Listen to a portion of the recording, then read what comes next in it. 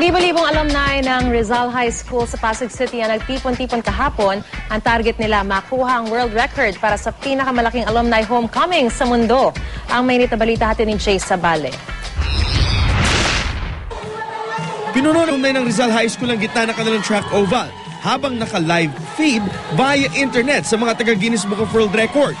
Kailangang 10 minuto silang mananatili sa loob. Why not get the largest school reunion or the world's largest alumni homecoming? 1993 nang unang maitala ang Rizal High School sa world record sa pagkakaroon ng pinakamalaking populasyon ng high school.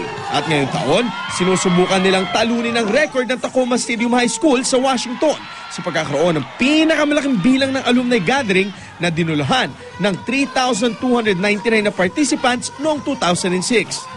Ang pinakamatandang umattend sa okasyon ay si Aling Veronica Bersamin, 82 years old ng batch 1940. Malaki ang progress po ngayon kaysa noong aming panahon. Ang mga building noon, yan lang. Isang building lang yan, hindi para sa ngayon na marami na. Pati ang pinakahuling batch na graduate ay narito rin upang pakita ang kanilang suporta.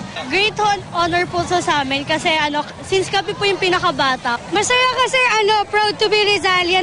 Ilan sa dating opisyal ng gobyerno sa graduate rito, tulad na lamang nila Jovito Salonga, Neptali Gonzalez at national artist na si Botong Francisco.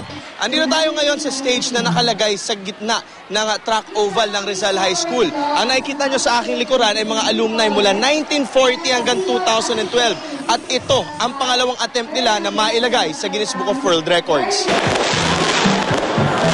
Sa unofficial count, nasa 5,100 na alumni ang naitala na kanilang isusumite sa Guinness Book of World Records. 3 hanggang 4 na linggo hintayin ang opisyal na anunsyo ng Guinness. Ngunit kung ang babasihan ay ang unofficial count, hawak na nila ang world record sa pagkakaroon ng pinakamaraming alumni na dumalo sa homecoming. Jay Sabale, GMA News.